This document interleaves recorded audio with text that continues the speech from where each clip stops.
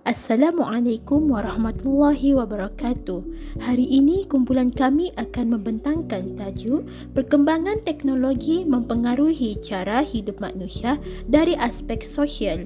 Ahli kumpulan kami terdiri daripada Hamizah binti Halim, Nur Ainza binti Samsudin, Nur Nazwa Syafiqah binti Muhammad Nahar, Nurul Tihani binti Abdul Jahid dan akhir sekali Rabiatul Adawiyah binti Sonarto. Saya, Rabiatul Adawiyah, akan membentangkan bahagian pengenalan. Okey, teknologi menurut Kamus Dewan Bahasa dan Pustaka ialah maklumat teknologi yang berkaitan dengan pemerolehan, penyimpanan, pemprosesan dan penyebaran maklumat secara elektronik. Salah satu bentuk kemajuan teknologi ialah komunikasi dan maklumat. Teknologi maklumat dan komunikasi melalui penggunaan telefon pintar ataupun komputer. Selain itu, seluruh dunia seolah-olah mengindikasikan bahawa inovasi teknologi seperti bukti negara atau budaya berkembang dengan baik dan pantas. Terdapat beberapa buah negara yang sebagai negara yang menunjukkan kemajuan teknologi yang hebat seperti Jepun, Korea Selatan dan China. Perbezaan sifat atau budaya sosial di kalangan masyarakat menyebabkan pengaruh yang berlainan. Oleh hal yang demikian, terdapat kebaikan dan keburukan dalam perubahan sosial budaya dalam kalangan masyarakat. Selain itu, teknologi menunjukkan bahawa sebahagian masyarakat telah memanfaatkan keseluruhan pengembangan teknologi dan sebahagian daripadanya menekankan pada sisi negatif kemajuan teknologi yang mempengaruhi setiap aspek kehidupan komuniti.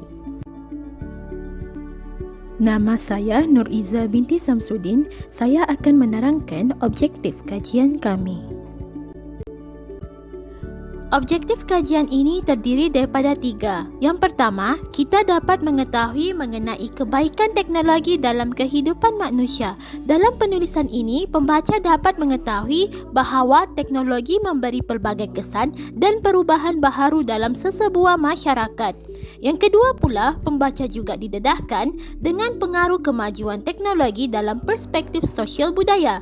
Dalam hal ini, pembaca dapat lihat bahawa apakah penggunaan teknologi memberi kebaikan maupun keburukan dalam hidup seseorang. Terakhir sekali, dalam kertas kerja ini kami akan membahaskan mengenai solusi untuk menangani kesan negatif dalam penggunaan teknologi yang melibatkan pelbagai pihak.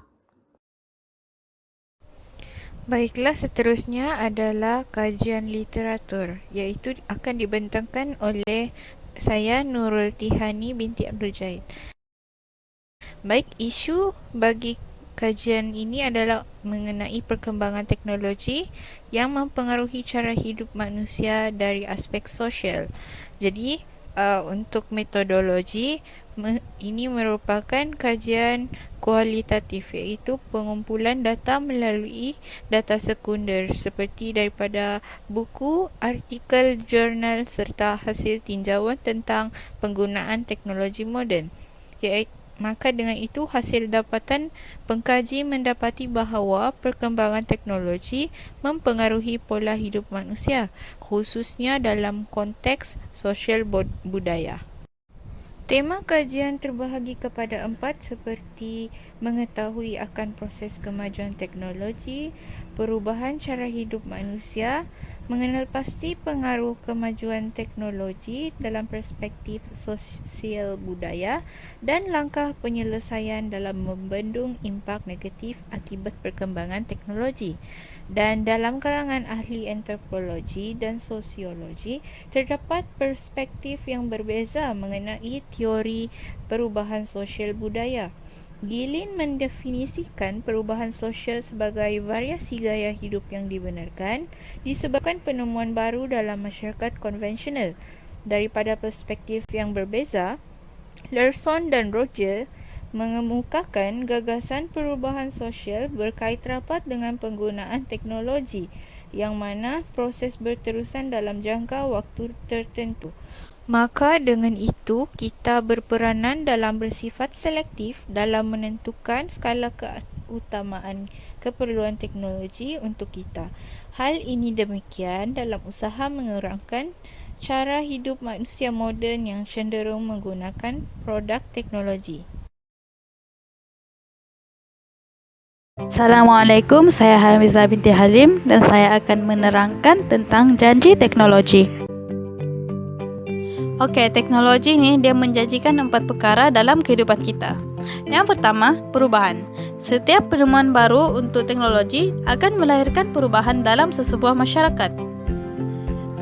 Sebagaimana yang kita dapat lihat pada masa kini, teknologi akan dapat mengubah rutin seharian individu.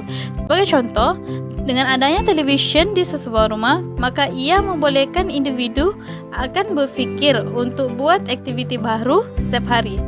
Jadual makan, jadual tidur serta susunan perabot juga akan diatur agar ia dapat selari dengan tempat individu tersebut meletakkan televisyen. Maka kita senang untuk menonton televisyen. Yang kedua, teknologi juga akan menjanjikan kemajuan. Salah satu simbol kemajuan sesebuah negara ialah teknologi. Jika seseorang yang menggenggam sebuah teknologi, maka agak mustahil untuk dia ketinggalan barang berita. Contoh yang terdekat, pada masa kini ramai yang menggunakan telefon pintar. Dengan adanya telefon pintar dan sifat telefon pintar itu mudah dibawa ke mana-mana saja, maka kita mudah untuk mencari maklumat dengan hanya menggunakan telefon pintar. Yang ketiga, teknologi juga menjanjikan kemudahan. Salah satu objektif untuk mencipta teknologi ialah untuk memudahkan kerja manusia. Jika zaman dahulu sebelum wujudnya telefon, seseorang perlu menghantar surat dengan menggunakan burung merpati supaya surat itu sampai kepada penerima, dan perkara hal ini mengambil masa yang agak lama. Akan tetapi pada masa kini tidak perlu risau lagi, kerana dengan hanya menggunakan telefon kita dapat menghantar pesanan kita dengan orang jauh. Contoh yang lain lagi, sebelum wujudnya mesin ATM, kita perlu beratur di kaunter bank untuk melakukan pelbagai transaksi. Tapi dengan sekarang sudah wujud mesin ATM, kita tidak perlu lagi beratur di depan kaunter. Akhir sekali, teknologi juga menjanjikan kepantasan. Teknologi membantu kita untuk melakukan kerja dengan lebih laju. Seperti yang kita lihat pada masa kini, pelbagai pekerjaan akan dapat disiapkan jika kita menggunakan teknologi dengan betul. Dengan adanya komputer, ia akan membantu pekerja ataupun student untuk mempercepatkan pekerjaan di office, mempercepatkan percetakan. Selain itu, teknologi juga akan mempercepatkan proses pengiriman dokumen, fail serta barang-barang. Lebih-lebih lagi pada masa kini wujudnya aplikasi seperti WhatsApp web, Telegram web dan sebagainya yang boleh menghantar dokumen dengan lebih cepat. Seterusnya, kita masuk kepada pengaruh kemajuan teknologi dalam perspektif sosial budaya. Pengaruh teknologi terbahagi kepada dua, iaitu positif dan negatif. Dalam perspektif positif, dengan adanya teknologi, kita dapat meningkatkan kemahiran diri kita dalam bidang ICT. Teknologi juga menyebabkan terlahirnya generasi yang sangat berani serta mempunyai kepercayaan diri yang tinggi. Sebagai contoh, ramai rakyat Malaysia tertarik untuk mewakili negara kita dalam pelbagai pertandingan seperti robotik dan sekaligus mengharumkan nama negara kita. Akhir sekali, individu juga dapat berfikir dengan kreatif dan mempunyai kemahiran inovasi agar dapat bersaing dengan orang yang lain. Manakala dalam aspek negatif pula, dengan adanya kehadiran teknologi, individu akan terdedah dengan pelbagai budaya barat, iaitu budaya yang melalaikan seperti hedonism. Selain itu, disebabkan terlampau leka dengan dunia sendiri, mereka tidak mempunyai sifat hormat menghormati orang lain dan sentiasa bersikap materialistik demi mencapai keseronokan hidup tanpa berfikir kesannya pada masa akan datang. Seseorang itu juga tidak akan terdedah dengan nilai-nilai murni hidup bermasyarakat. Ini kerana mereka lebih suka hidup di dunia sendiri tanpa menghiraukan orang sekeliling. Akhir Terakhir sekali, dengan adanya teknologi, seseorang itu boleh mengalami obesiti ataupun dikenali sebagai obesity epidemic. Obesiti ini menyebabkan seseorang itu tidak boleh berpisah dengan penggunaan teknologi dan sangat bergantung dengan gadget. Ini akan menyebabkan seseorang itu tidak ingin melakukan ataupun melibatkan diri dalam aktiviti fizikal seperti riadah petang, bersukan dan sebagainya. Disebabkan individu ini terlalu leka melayari media massa sehingga berjam-jam lamanya, menyebabkan kalori dalam badan seseorang akan meningkat dan kadar metabolisme juga akan berkurang. Perkara ini amatlah membimbangkan kerana akan melahirkan masyarakat yang tidak produktif dan mudah terdedah dengan penyakit yang berisiko tinggi, baik muda maupun tua, seperti sakit jantung, darah tinggi dan kencing manis. Seterusnya pula, kita akan beralih ke solusi menangani impak negatif kemajuan teknologi. Saya, Nur Nazwa Syafiqah binti Muhammad Nahar Hamidi akan membentangkan beberapa solusi yang boleh digunakan. Segala hal yang melibatkan teknologi diciptakan untuk memudahkan manusia. Namun begitu, di sebalik manfaatnya yang memudahkan, kebergantungan kepada teknologi boleh membawa kepada ketagihan, sejurus membawa kepada kesan negatif kepada masyarakat. Oleh yang demikian, bagi menangani kesan negatif tersebut, banyak tips dan solusi serta peranan setiap individu yang boleh diterapkan dalam masyarakat. Okey, yang pertama, peranan masyarakat. Antara peranan yang boleh digunakan oleh masyarakat dalam penggunaan teknologi adalah menjadikan prinsip al-amru bil ma'ruf wan nahyu 'anil munkar, iaitu menyeru kepada kebaikan dan mencegah daripada kemungkaran. Contohnya, seseorang itu hendaklah memastikan segala aktiviti yang dilakukan di dalam media sosial mempunyai makna atau boleh mendatangkan faedah kepada dirinya dan orang lain. Okay, jika kebaikan itu disebar dan manfaatnya boleh digunakan oleh orang lain, maka dia akan mendapat pahala. Berdasarkan artikel Sinaran Harian, media sosial merupakan salah satu punca penyebab isu kesihatan dalam kalangan masyarakat. Jika digunakan terlalu lama, boleh mengakibatkan kemurungan yang sangat bahaya. Jadi, masyarakat juga hendaklah mendisiplinkan diri dalam melakukan aktiviti yang melibatkan fizikal supaya konsentrasi mereka untuk bermedia sosial adalah kurang. Okay, yang kedua adalah peranan ibu bapa. Okay, seperti yang kita tahu, ibu bapa merupakan insan yang perlu memainkan peranan penting dalam membentuk sasiah anak-anak mereka.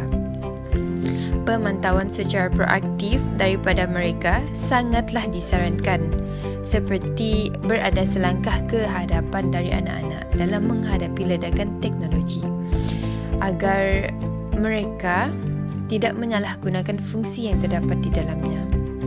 Okey, yang kedua, mengawasi anak-anak mereka agar tidak mudah terjebak dengan gejala yang tidak baik. Okey, yang ketiga, malahan ibu bapa haruslah menunjukkan teladan yang baik kepada anak-anak. Jangan asyik menyalahkan anak-anak sekiranya sendiri tidak pandai mengawal diri. Bab kata pepatah, kemana tumpahnya kuah, kalau tidak kenasi, anak-anak akan mengikut perbuatan berdasarkan apa yang mereka lihat. Okey, yang ketiga pula adalah peranan para pendidik. Adalah tidak digalakkan untuk menjadikan teknologi sebagai medium yang paling penting dalam pembelajaran, seperti memuat turun aplikasi e-book semata-mata. Mereka hendaklah mengekalkan budaya meminjam buku di perpustakaan atau membeli buku yang bercetak. Perkara ini akan dapat mengalihkan perhatian mereka daripada terus menggunakan gadget. Okay, bagi pelajar-pelajar sekolah pula, mereka adalah dilarang sama sekali untuk membawa telefon pintar ke sekolah. Hal ini bertujuan untuk menghindari perkara yang tidak diingini berlaku, seperti kecurian, kelalaian untuk membuat kerja yang diberikan, serta boleh menghilangkan fokus dalam pembelajaran. Okay, yang terakhir adalah peranan pihak kerajaan. Pihak kerajaan haruslah memainkan peranan yang utuh dalam menggubal undang-undang dan mengawasi serta memantau mereka yang suka menyebarkan maklumat palsu dan mereka yang suka mencuri data peribadi orang lain. Antara itu, menurut Mustafa, perlu ada segelintir pihak pertubuhan bukan kerajaan (NGO) yang boleh mengawalnya laman sosial dengan lebih ketat agar amalan mendedahkan butir-butir peribadi individu itu dapat dikurangkan. Selain itu juga, pihak kerajaan haruslah menghasilkan sistem yang dapat menyekat dan menghalang mereka yang cuba berkongsi serta menyebarkan video dan gambar yang tidak sepatutnya ke media sosial. Okey, yang terakhir, kempen kesedaran dalam penggunaan media sosial adalah patut dan perlu diadakan oleh organisasi yang berkenaan. Program seperti ini adalah bertujuan untuk memupuk dan membentuk sahsiah serta jati diri seseorang agar mereka sentiasa menerapkan nilai positif dalam penggunaan media sosial. Sekian saja daripada saya. Terima kasih. Akhirnya, kita akan masuk dalam bahagian kesimpulan dan cadangan.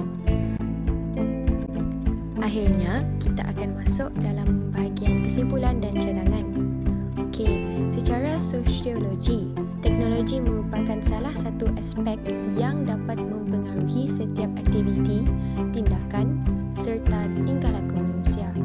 Di era modernisasi ini, kehidupan seharian manusia tidak akan dapat dipisahkan dengan kemajuan teknologi. Ini kerana kemajuan teknologi berjalan seiring dengan kemajuan ilmu pengetahuan. Perkembangan teknologi tidak hanya dititik beratkan pada fungsi teknologi itu sendiri, bahkan dilihat pada keberkesanannya yang memudahkan kegiatan harian manusia. Hal ini dapat dilihat melalui perkembangan teknologi maklumat dan komunikasi yang bermula melalui surat, telefon bimbit dan kini sudah memasuki teknologi mikro. Sebagai manusia, hendaklah sentiasa beringat bahawa teknologi seumpama talam dua muka. Suatu ketika boleh menjadi kawan dan pada masa yang sama ia juga boleh menjadi lawan. Lebih-lebih lagi yang berkait dengan gaya hidup manusia dalam dimensi budaya sosial. Oleh itu, sebagai pengguna, kita hendaklah mempertimbangkan kebaikan dan keburukan penggunaan teknologi serta menggunakannya dengan beretika agar tidak menjadi hamba teknologi.